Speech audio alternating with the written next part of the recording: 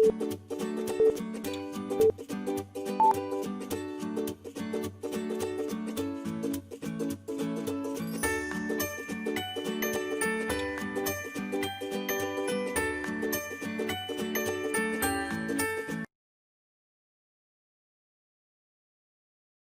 o'clock, and I am pleased to welcome everybody who's in attendance to this conversation.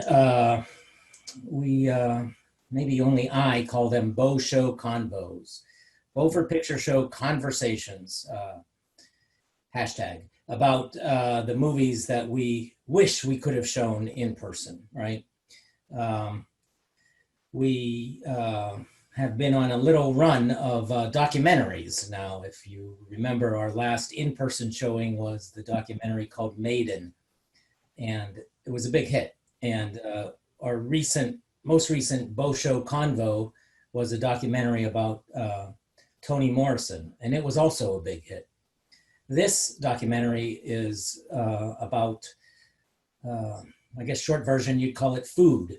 And we are pleased to offer a couple of expert conversation leaders to guide us through it, whom I will introduce after I show the trailer. So I have shared the screen, and I'm going to show the trailer. It takes about 2 minutes or so, and maybe during that time you can adjust your technology or however you're doing. So bear with me as I just press play. And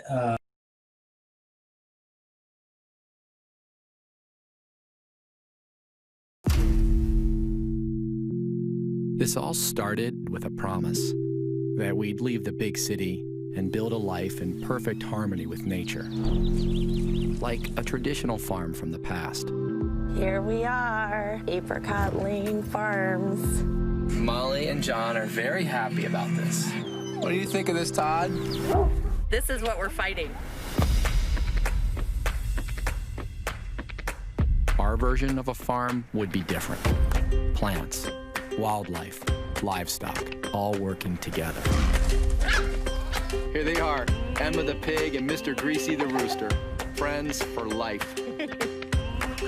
We wanted to believe that everything had a purpose. We had our plan. And nature had hers. This feels overwhelming. But even the pests have a role to play. And these are the opportunities that fuel our farm. They told us we were crazy. And sometimes they were right. Breaking news in California, 6 major wildfires. I can see a lot of smoke. We're starting to face new problems. We'll knock that fever down and then just pray. We just don't have answers for. No. I hung my heart out to dry. Our land reawakened. On rooftop. This is a large chicken egg. Bring it on home. Bring it on home. We saw things that we had never seen before. Bring it on home. Bring it on Aww. Have you washed your hands, John? The hardships we face make the dream itself feel so much more alive. John, please be careful.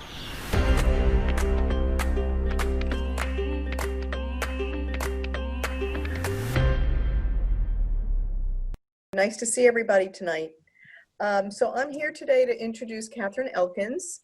I think Catherine is our local food activist, and she does this job very well, going way back, probably well into her college career, but she had another career in between college where she majored in plant and soil science, but then she veered off into a career of accounting and construction, if you can believe that. And then upon retirement, came back to her original roots. And so in 2008, she founded the Carteret Local Food Network, whose mission remains to connect consumers and farmers. And that expanded in 2014 to the creation of the underground farm, which many of you would recognize on Route 101 with the nice red building on the front of the property, which was a working farm as well as an education center, which again had the goal of putting together consumers and farmers and having food available to people that didn't know that food came from the ground. She was instrumental, I don't know how many people know this, in the formation of the Old Beaufort Farmers Market, which, as you know, is exceedingly successful today. And more recently involved in the formation of the Carteret Food and Health Council. So her vision as a food activist began to expand, not just into joining the consumer with the farmer, but also being concerned about social issues, the healthiness of our food supply, the creation of a better food system. And now her most recent venture, which I was fortunate enough to spend time with Catherine today, working on the creation of a community food hub. And that's the most I could say, is to just give you that little blip, because it's still in this little formation stage, and she may choose to talk more about that herself. So Catherine is always a pleasure to work with. We're very lucky to have her in the community doing the work that she does. And with that, I will pass it on to Catherine, who will lead us. Good. Thank you, Barbara. Yeah. Oh, I have an applause. I would hear all of you if you weren't muted. Good. No worry. Thanks for inviting us for this. I think that we're going to have a good discussion. I did get to see the movie twice now. Barbara recommended this Christmas time, so I saw it then. And I didn't have as favorable an opinion in the beginning. I'm glad I watched it again twice. It is not an activist movie. It's not that kind of documentary, but it does have a lot of great moments where they help the viewer realize what a friggin' hard job they have to do to be a farmer. They didn't know either. I was pleased with how they ended up. It was very fortunate to. They had obviously some great financial backers. Do you all agree? Yeah. Holy camoly. So we don't know how that came about, but not as well. And they had a great documentary filmmaker to do a lot of that. It looks super professional. So we all benefited from seeing some great close-ups and shots that I never took on my farm. I'm sure I didn't. But I would love to ask Billy, can you unmute everyone? I'm hopeful that we've got some, maybe if you want, I'll just pick out people and say, what were you thinking? What did you learn? Any questions you want to talk about? Let's just go with like 3 or 4 words. Virginia, Lynn, and Ron, what do you remember of the movie that you want to talk about? Can I start? I'll go ahead. Okay. Okay. I agree with you, Catherine. There must have been some very deep pockets because it was very well produced. I really enjoyed that. I had the feeling, it had an activist feeling, which is not a bad thing. But I feel like maybe I was thinking, what was the reason for the film other than talk about a farm? Or was it an allegory about people in general?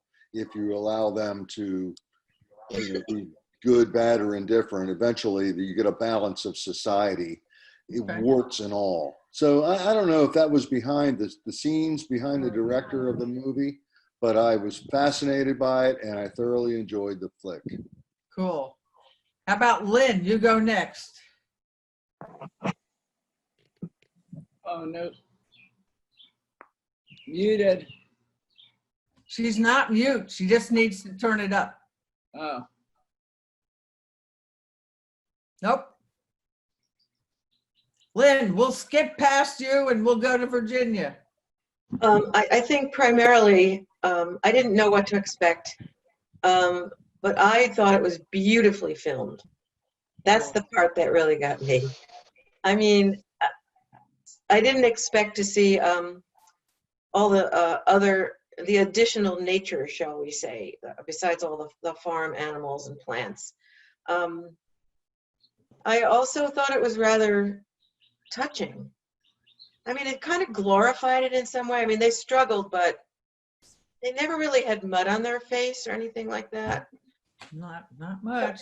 It was a little bit romanticized, but that was, you know, I kind of liked that in a way because it made it all the more beautiful. I'm trying to think if I didn't already know where food comes from. I mean, how would this make me feel? And part of it makes me feel like I am to have that kind of wholesome, natural food from farmers who care about the land, who want to improve the soil, enrich the soil, and then sell this gorgeous product. I'm willing to, I know that costs a lot of money, so I am willing to pay more. But how many people could really afford it from a farm like that? That was just something I was thinking about.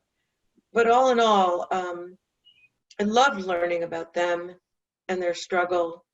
And I was particularly fond of Emma. Emma's the star. All right, let me pick on Susan Schmidt and then Susan Smith. Okay. You know, conflict. Oh, the fire, the coyote. What were they trying to sell? The fruit with the birds eating it. I mean, it's like conflict, nature. And then so much of that was resolved when they found out that ducks eat snails. And they really had a lovely food web where pretty much everybody there, including the owls, got fed. What I was amazed with first year, second year, is so much infrastructure was constructed in the first year, like the aerial panning of the orchard, and then they had fruit on the trees the second and third years. Honey, that doesn't happen with fruit trees. It takes 3 or 4 or 5 years till you get a harvest. So some of it was accelerated. He actually was a documentary filmmaker, and I think he started the filming, and then they realized we're really going to do this, and they hired a film crew. Yeah, I mean, so he started it, but then in the credits at the end, it said they'd had hired a film crew. I've just been rereading the Findhorn Garden book, which started in 1962 on sand and on turning sand into soil. So it's an interesting parallel. I thought it was enchanting. Good. With all the little critters. Susan Smith. Okay, so the first thing that I thought about was how much did it cost to get it going? Because it had to be millions of dollars. It was just, so that as a documentary, I would have appreciated that information being shared to some meta level. Second thing is I have a really hard time watching animals die. And so I had lots of teary-eyed stuff going on, particularly with Greasy. I just thought that was just so sad. And so I would never be a farmer because I couldn't cope with that. I guess the other thing, let me think, that struck me is I never really had a clear picture of what exactly they were selling. So I was talking about that today. So look, they sold eggs because they had chickens, and they had lots of orchards, and but did they sell honey because they had bees? So there's a lot of things that they talked about putting on the land that you never really knew what came of that.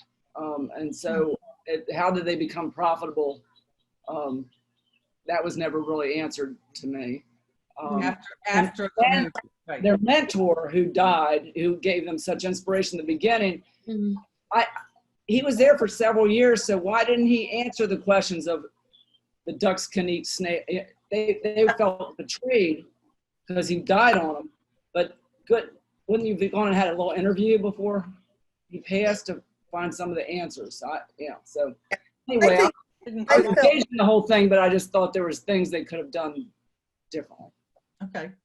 I think their focus was really to play on the synergy of nature, and whether it's snails or bees or birds, just how that almost dying land that they started with was so vibrant after years. But it took 8 long years. Yeah, I agree that it did, but you really didn't get a real good picture of how it's like they got, when he died, it's like, oh my God, everything started to fall apart. So was that because they're doing a movie and need to have a conflict, or was that happening all along? And when you read, if they did all that reading, when you know that a duck can eat a snail, I don't know. I mean, to me, I thought, I didn't think everything was stumbled upon. I mean, there was stuff maybe that they didn't share that I'm assuming that they talked about, but I think it was, again, to show, when I first was going to watch it, I thought it was going to be more about farming and plants and tomatoes and corn or something.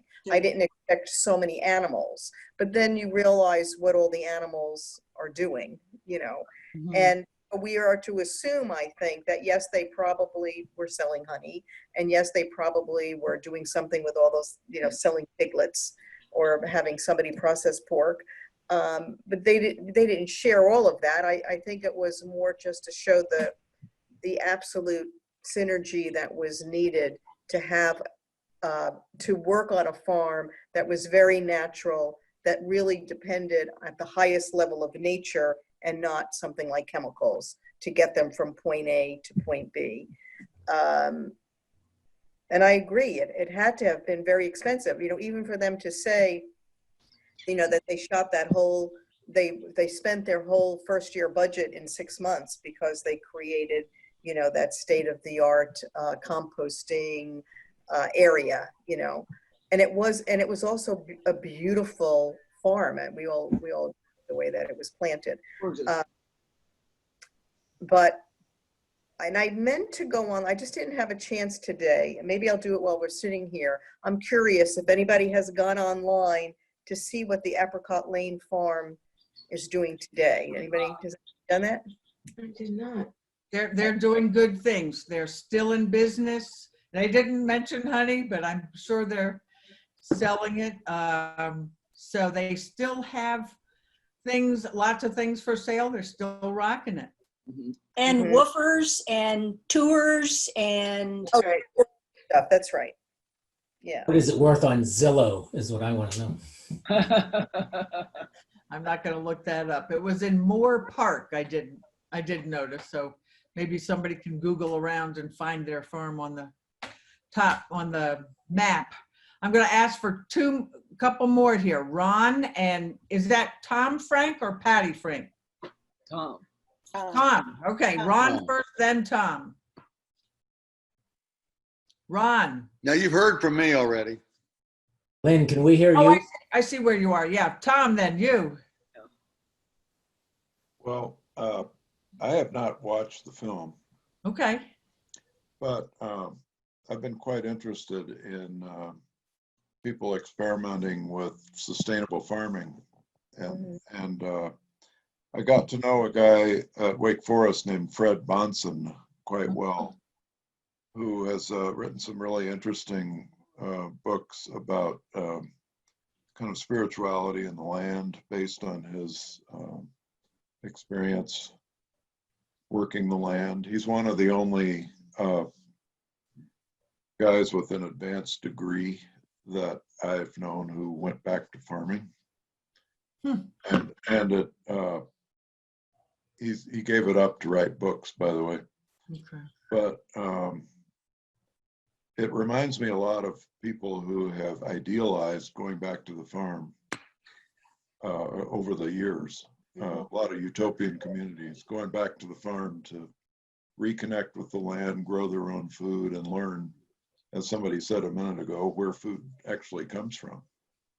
And a lot of those experiments have been complete flops because people didn't know what they were doing. Yeah. So that's kind of interested in your conversation a minute ago. I guess my video's not on, is it? Crazy hard There work. it There you go. There you are. Hey. We have to go back to Lynn.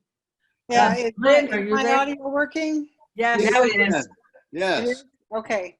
I guess I wasn't expecting the scope of the whole film. I thought it would just be, I think Barbara said, about farming, growing plants. And instead it was about the great circle of life, you know? And what I found most fascinating was how the soil itself was rejuvenated. And Catherine, you're a soil science major, so that's, the soil is everything, right? If you don't have soil, you have nothing. And all the things that contributed to the soil, I found fascinating. The cover crops, but then also the animals. And I just had no idea that it would take that broad of a view of how everything in nature contributes. And then the other thing I found interesting, as I think Ron was saying, was the balance of everything. How you have too many gophers that you introduce owls and snakes and all those other things. Right. It takes a year or two to work that out. So if you're cash strapped, you may not make it, you know, you may not have enough cash, although apparently they did, but to wait it out until nature can correct itself. So I thought that was fascinating and surprising, because I wasn't looking for that in the film. Good. Billy, what did you think?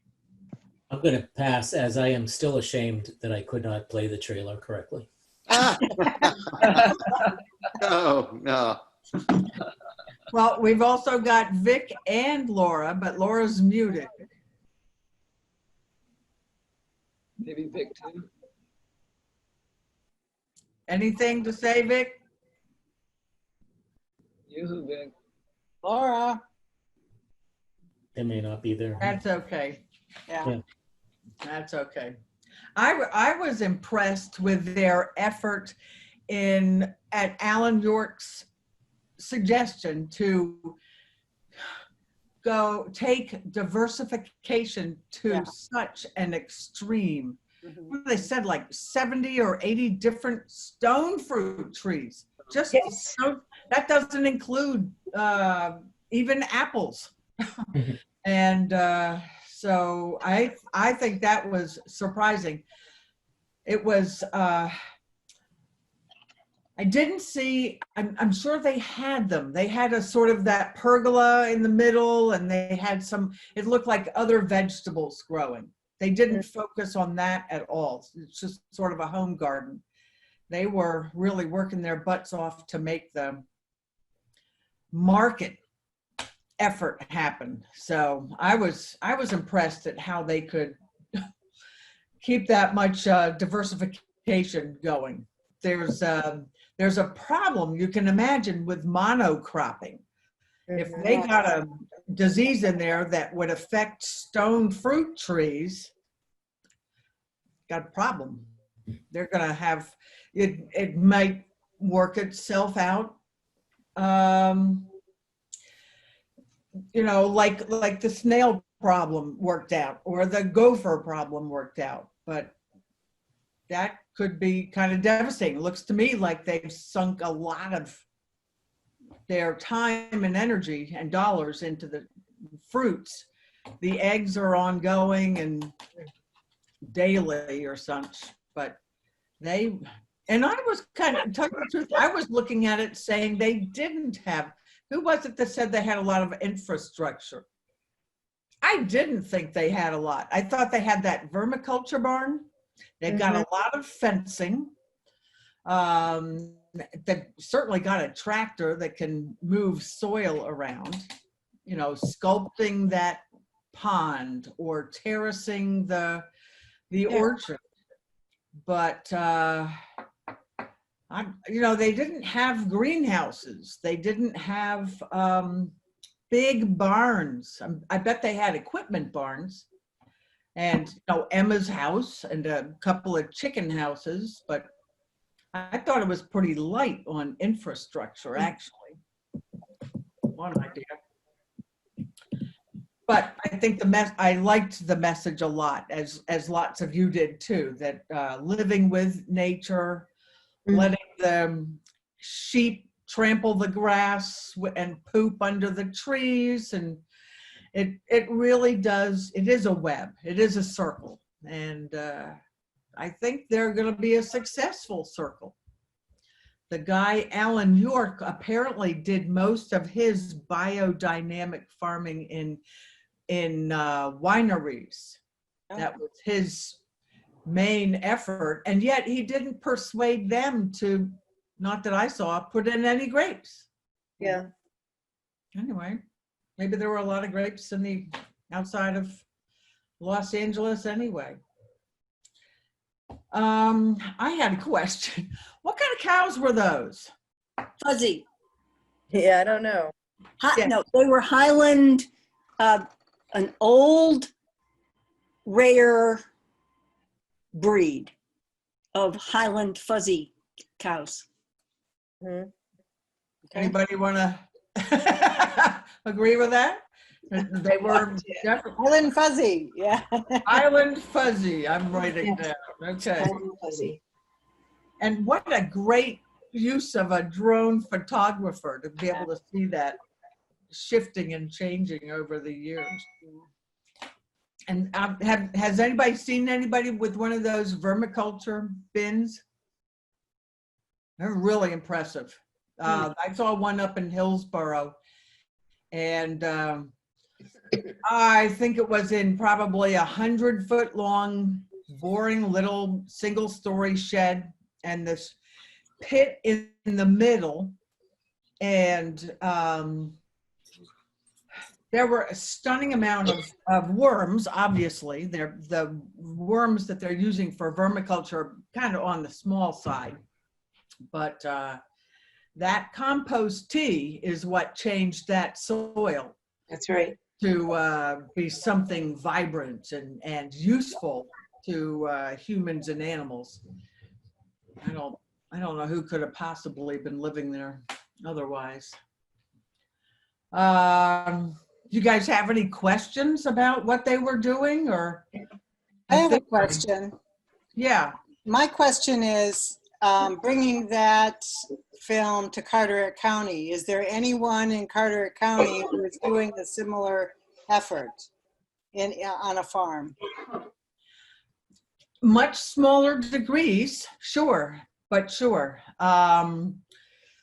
We have, I'm going to say 8 traditional farmers.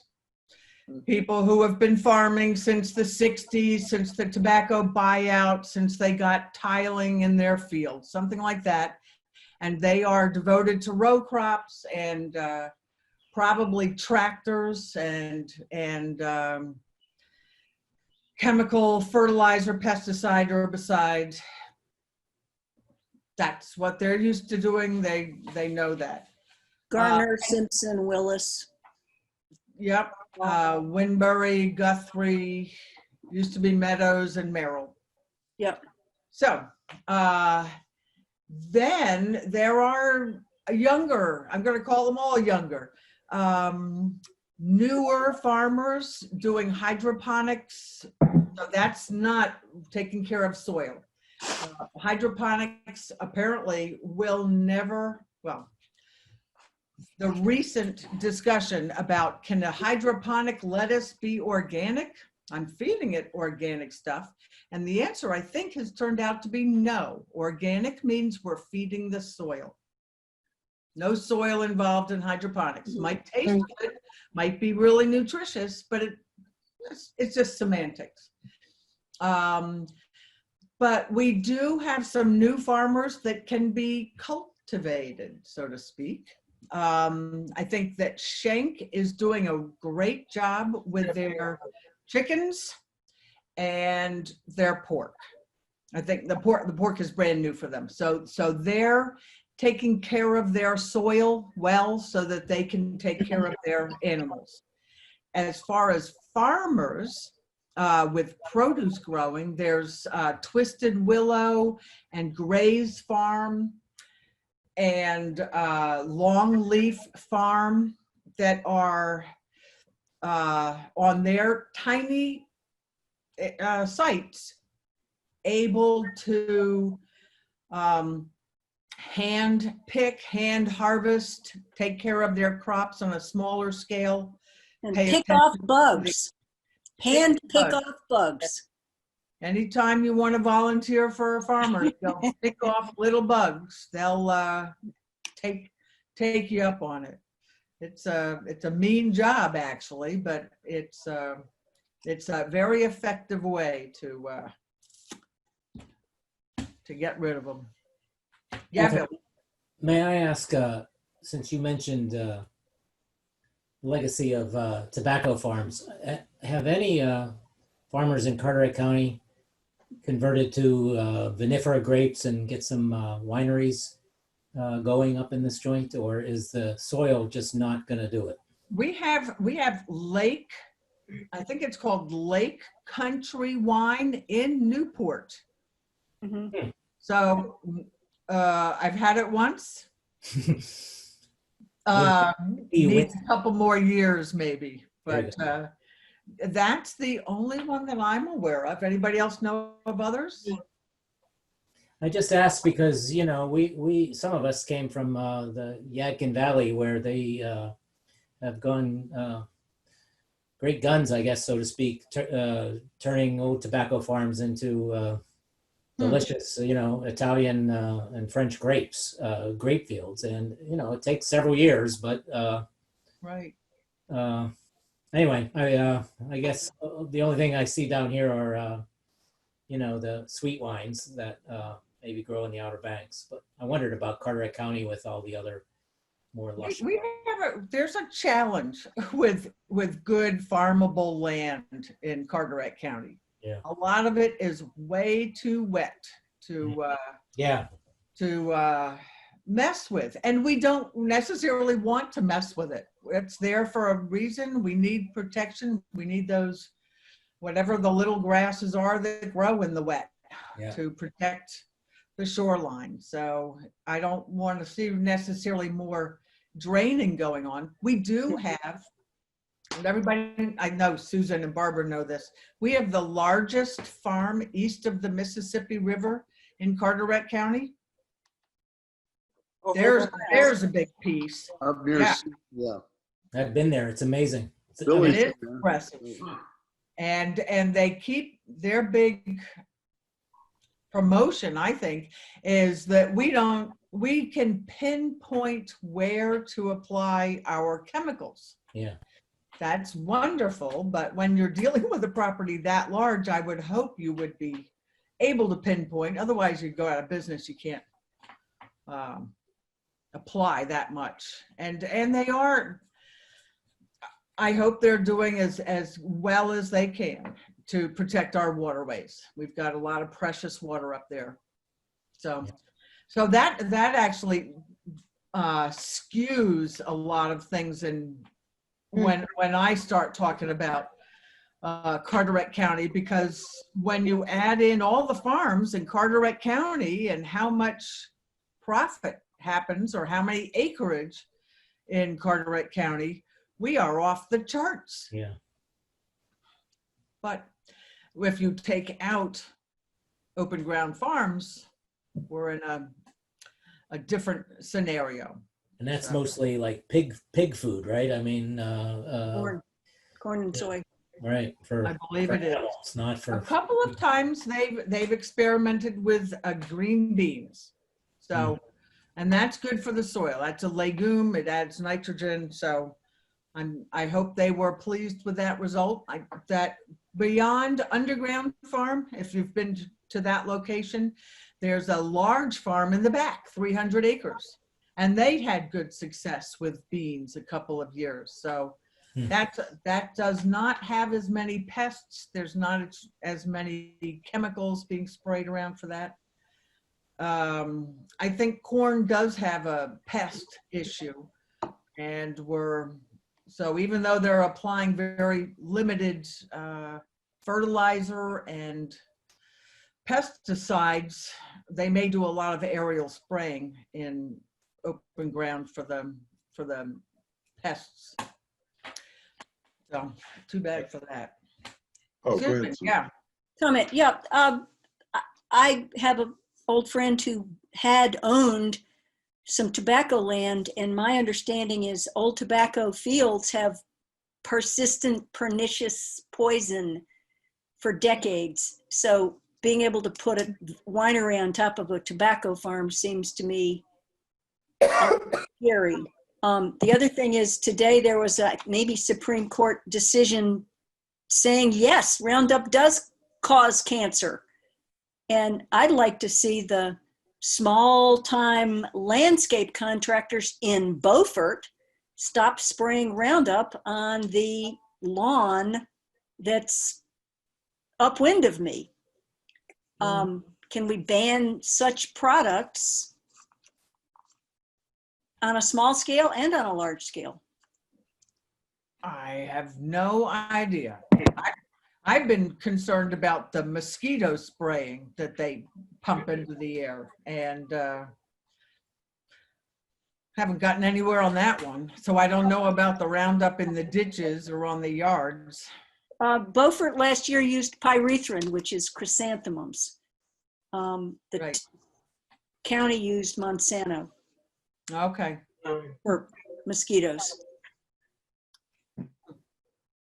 If you ever see a mosquito truck that's out in daylight hours, be sure to call the county spray company, the county, what is that?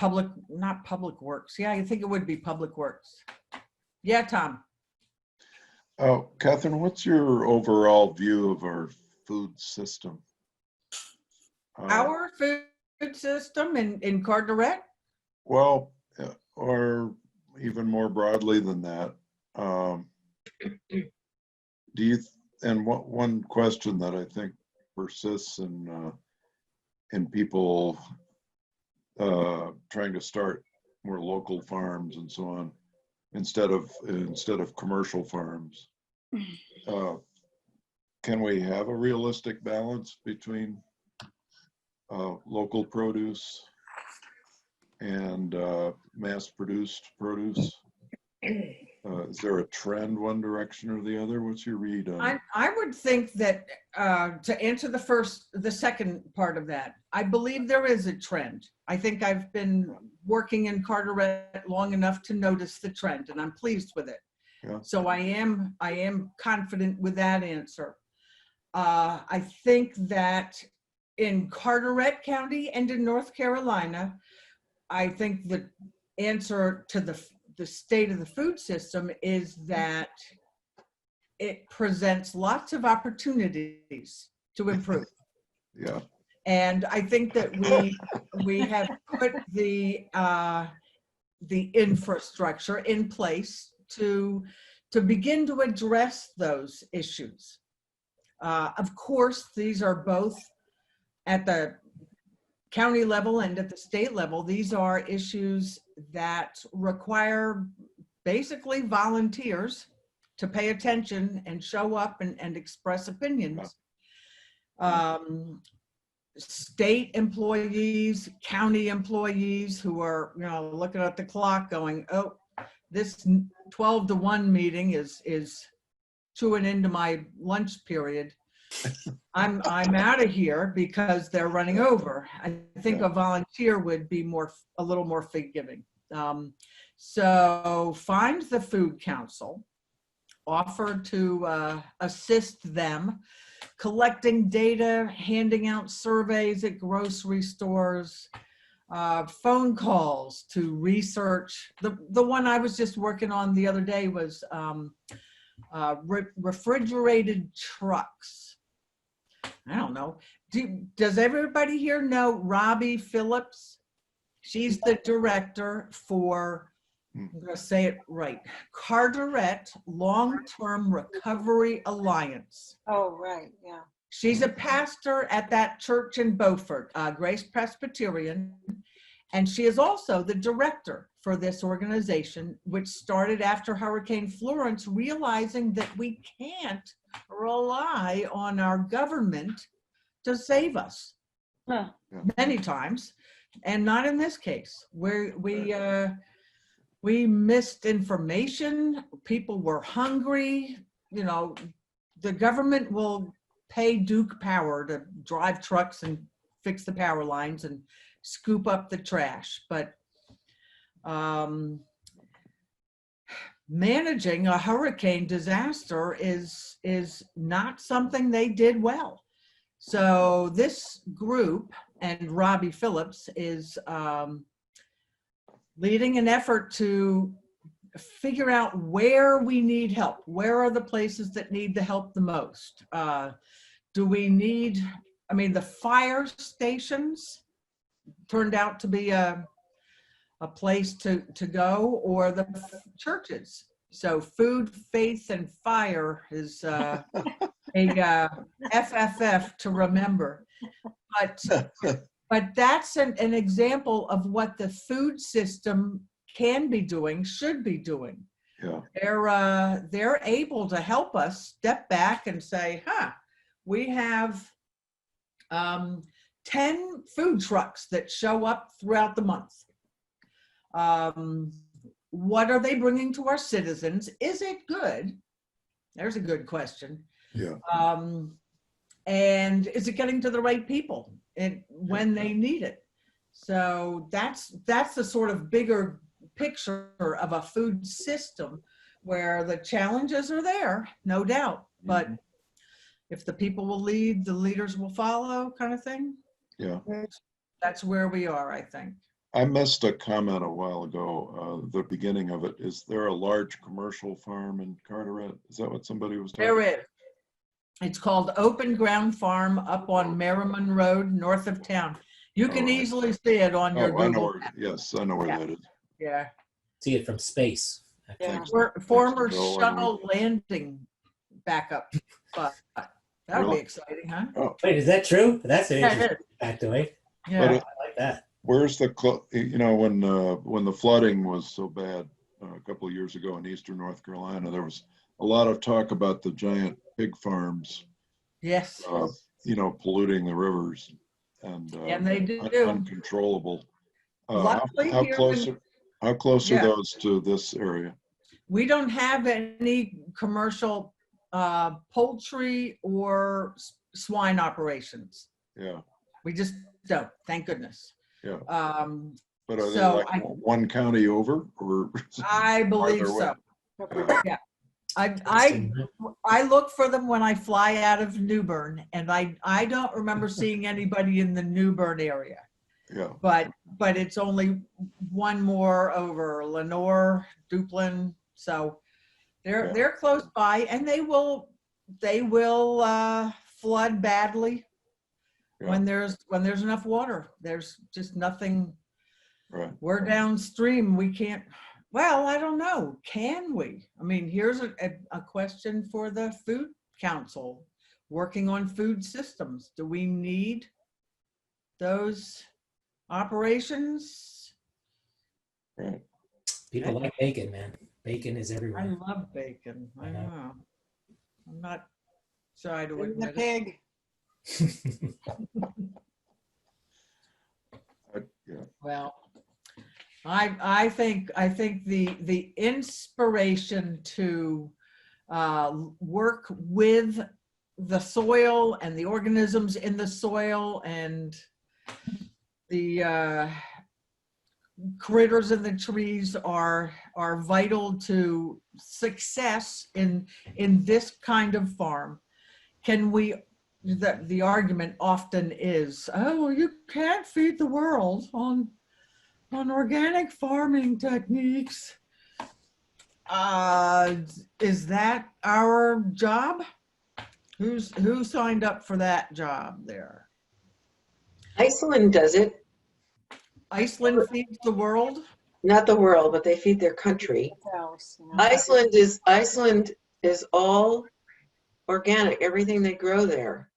I mean, but remember, it's only the total population. It's about as big as Kentucky, and I think the population is something like 500,000. So 300. 300,000. With 2 or 3 million tourists every summer. Well, never been there, but I'm going to look that up. That's interesting that they can feed themselves on such a. I don't know if it's entirely. I don't know if they don't import anything, but that's all right.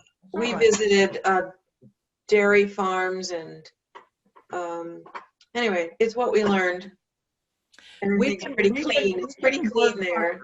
We can work a lot harder here in Carteret as consumers to steer this the direction we want to see. We can deliberately seek out the farmers who are doing the right things. Buy the tomato that's got a bug hole in it. Eat the turnips, even though they look a little funky on one side. You know, that's all right. They're still turnips. They're still tomatoes. We just shared it with a bug or shared it with a disease. I wanted to make sure.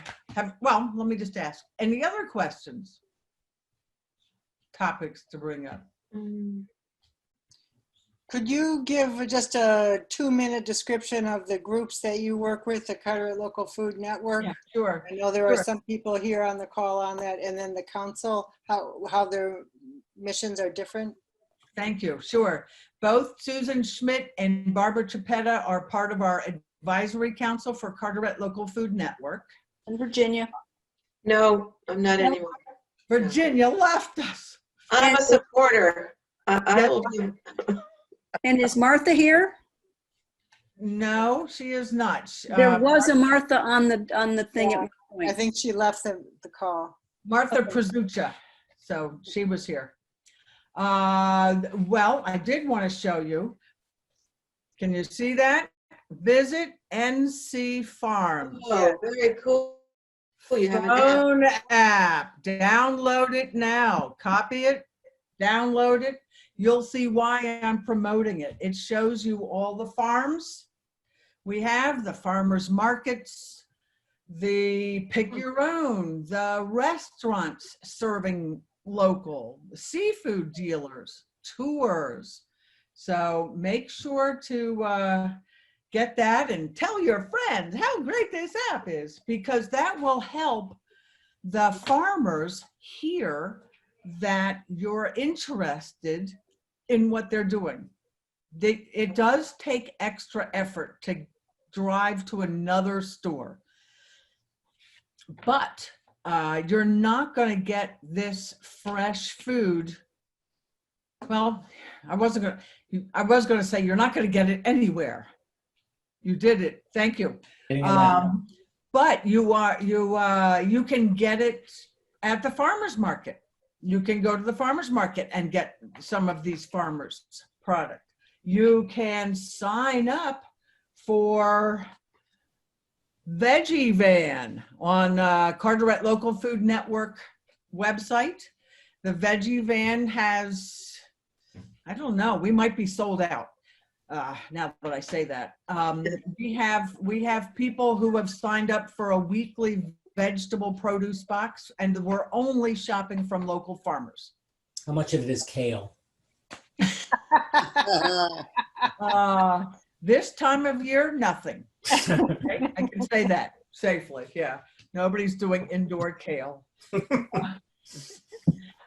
can freeze kale if you can't. I've been offering him kale for months. Maybe you should stop. Give him a. The other things I want to tell people about, the Food Hub. Barbara did mention this. Yes. The Food Hub is a new idea that's bigger and more, and maybe some of you would be interested. Bigger and more than Carteret Local Food Network. I'm imagining, and I've had some conversations with others about this, that the combining several businesses really into one location, partitioning well, but a shared use kitchen could be one of the other businesses. That's a space where it's a certified kitchen and it's rentable by the hour for people who want to produce food for sale. Many of us can produce all the food we want and give it away for free. Start selling, they want you to have a qualified, certified kitchen. So these are successful in other areas. The other part that we need here is some level of storage. We don't have a food bank warehouse in Carteret County. The Salvation Army, for example, has a beautiful new kitchen in their facility. They don't have any storage. So maybe Food Hub plus incubator, shared use kitchen plus, you know, resilient food storage is kind of our next activity. Barbara and Adeline Talbot and I drove today to see the Burgaw, North Carolina Food Hub.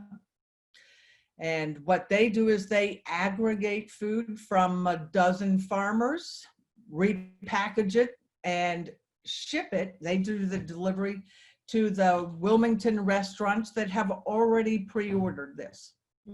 So can we do this? Yep, we can. We need a location or investors. So if you think of people that say, they would match well with this activity, be sure to let us know. We've got something on the on CarteretLocalFoodNetwork.org's website, but I know that Virginia, Adeline's working on getting a different way for everybody to find more information. So look for that. Is everybody on our email list? Do you get our newsletter? No, I'd like to. Ron, what's your well, go to CarteretLocalFoodNetwork.org if you would. You'll get one of those annoying little pop-up things that says, give us your email. So sign up that way. That's the best. Okay. Crossword puzzles on your newsletter? No, we do not. We're not at all good on those. Although I will promote, and Susan was there as a contestant, and we won last year's spelling bee. Nice. Are you impressed? Nice. Really?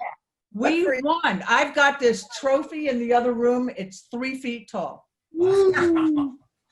Speaking of wine, how do you spell vinacious? Yay. OE. That was our winning word, by the way. Vinacious, pertaining to red wine. Where's my wine? Congratulations. That is outstanding news. Isn't that a good one? So Right. Could see a spelling bee at Beaufort Picture Show. There's an yeah. For a bottle of red wine. Popcorn. Popcorn. It's all about popcorn. I'll beat you all the time. Sweet. Anything else we need to chat about? So how is the council different than the Food Network? Oh, easy question. Carteret Local Food Network wants to make the connection between us guys and the farmers as strong as we can. Little things like this are helping. The Food Council, it's called Carteret Food and Health Council, works to study and identify improvements that can be made in our county as a unique county. So it's not for local food, right? There's living here on the edge of the continent, we import a lot of food from other counties, other states, other nations. So is it good food? what is food, by the way? Are Twinkies part of the food group? Yes. No. What about Cheez-Its? Cheez-Its, for sure. Cheez-Its Ice cream. ice cream, we got that going. So, but so to assess what's being served, for example, to our students in the classroom, in their cafeteria, is that food? I'll fight you on that one. So I don't really think it is. So what can we do about it? Anything? Or is it too big? We just can't fight that one. Well, it is big, but it's not too big. But it does take persistence, and we'll work on it. What about the food? What about food justice and food equity? Yeah. Where are we in that? Is Carteret County as good as it can be? No. I think we've got some more work we can do there. Supporting local farmers, educating people. Should we be composting? Can you imagine trying to pull that one off and collect for compost around here? And yet they can do it other places. They just don't know why yet. So Carteret Local Food Network is just trying to make sure you get to the local farmer stuff. I have one last question. How do you work with the seafood industry? Do you connect with them because they are part of our food? They are. 10 years ago, we, Carteret Local Food Network, decided, we made the deliberate decision not to, yes, I fed the dogs, not to work with seafood. It was just a choice. Tell them. Well, Carteret Local, Carteret Catch was doing, I'm going to say, better things. And they wanted dominion over the issue of seafood. So they've got it. We do have seafood dealers on here. We do have seafood. So, and if you find that when you look at this and you look at the list and go, gosh, they forgot somebody, they should add this, or they don't grow those, let us know. We can continually improve. But I think that seafood, and I'm learning about it because of this shared use kitchen. I would love to find a volunteer who knows all the ins and outs about USDA, MCDA, Carteret Health Department, who inspects what, why you can't put seafood and vegetables in the same truck. No idea. Yeah, so it's a lot of learning how agencies keep us safe. I'm sure they do, and regulate what's being sold. So we're learning about all of them. But seafood is going to be a challenge in the shared use kitchen. I know that,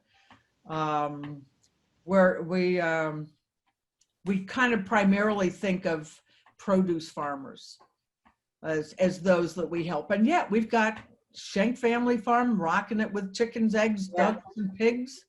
Shoe Branch Farm is doing great things with their pork, and now they're going to have beef products also. There's a bunch of egg producers around town. The seafood is a challenge for us at Carteret Local Food Network, but like I said, we do include them on that app. We are one of 10 counties with a seafood industry. Let's keep them going.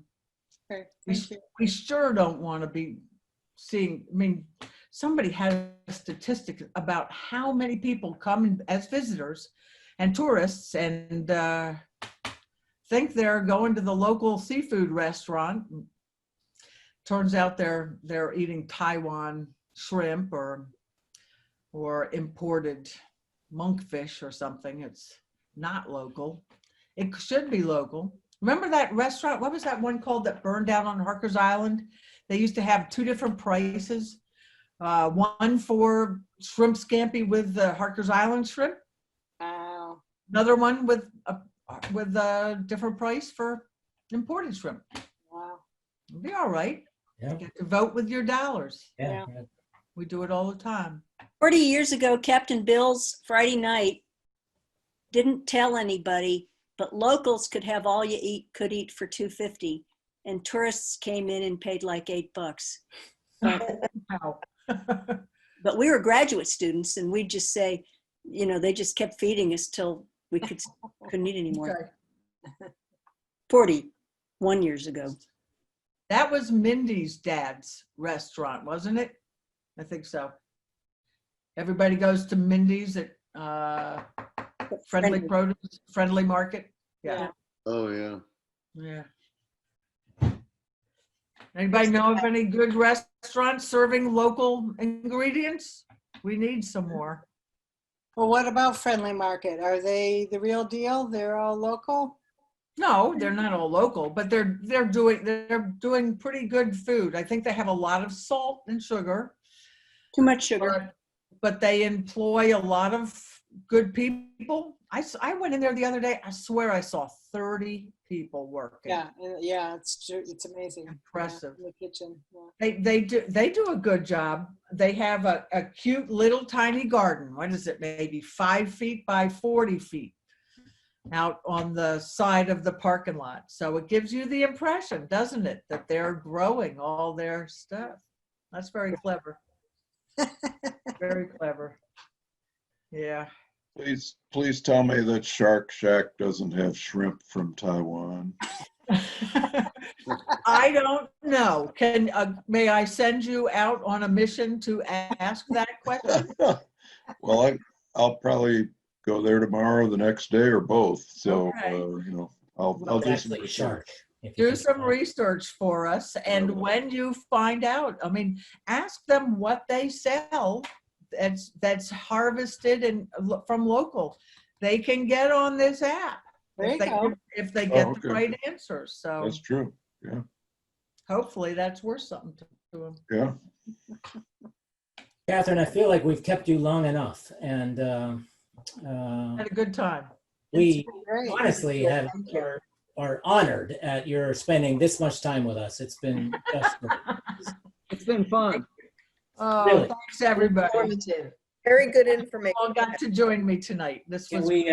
Can we invite you back when and we'll have some shrimp burgers or some such. What's the next movie? There you go. I don't know yet. Well, I think we might sponsor one ourselves, Susan. This was kind of fun. Okay, Billy, what's your next movie? Yeah, it's a big question, right? No, it's the League of Our Own. That's our next one. Yeah, we had a setback today from the governor, so Yeah. we don't know what to do. We're thinking about outdoor showings, and we're hoping for the best. So fingers crossed that we can have a Low Country Boil or something while we're watching a movie. That'd be nice. Good. Thank you, everybody. Guys. Thank you. Thank you. Thank you. Catherine. Thanks, everybody. Bye. Good night. Bye.